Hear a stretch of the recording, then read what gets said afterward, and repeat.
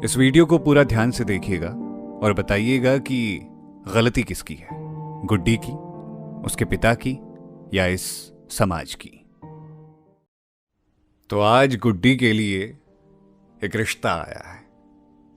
लड़का सरकारी नौकरी में है, अभी तो बस इतना ही बतला है। गुड्डी बनारस में रहती है, इकलौती लड़की है, और लड़का प्रयाग में नौकरी करता है।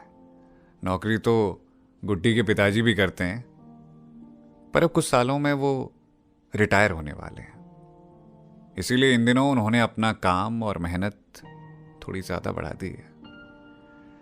एक सरकारी दफ्तर में उसके पिताजी चपरासी का काम करते हैं।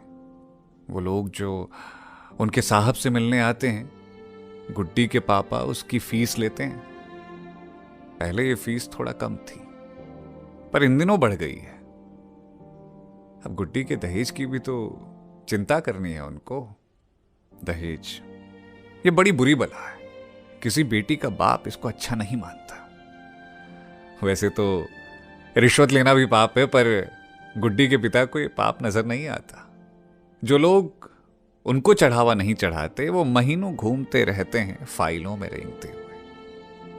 गुड्डी एमए तक पढ़ी है। उसने किताबों में मानवाधिकारों को पढ़ा है।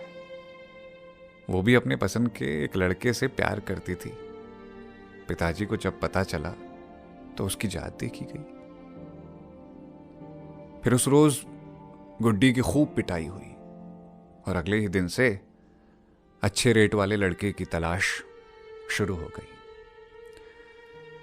गुड्डी के पिता सरकारी नौकरी वाला लड़का चाहते थे, जिसकी कमाई जितनी भी हो, ऊपर की कमाई बहुत ज्यादा हो।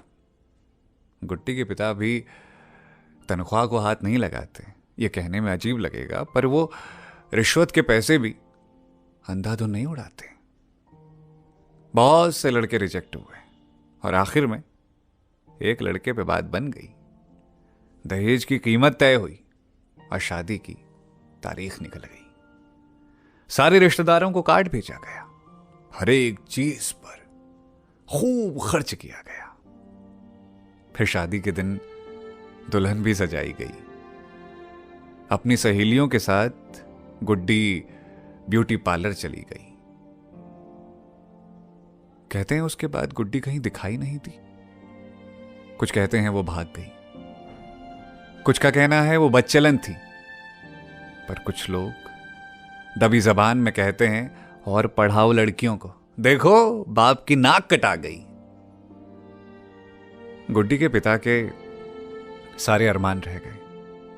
इतने पैसे बेमतलब में बर्बाद हो गए।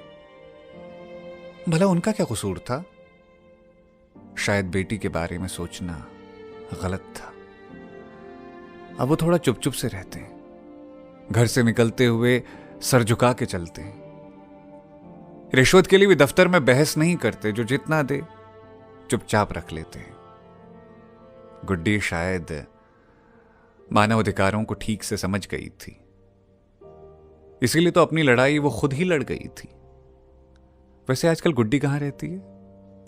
तुम्हें उसका पता मालूम हो तो उसे खबर कर देना कि उसके पिताजी उसकी राह देखते हैं।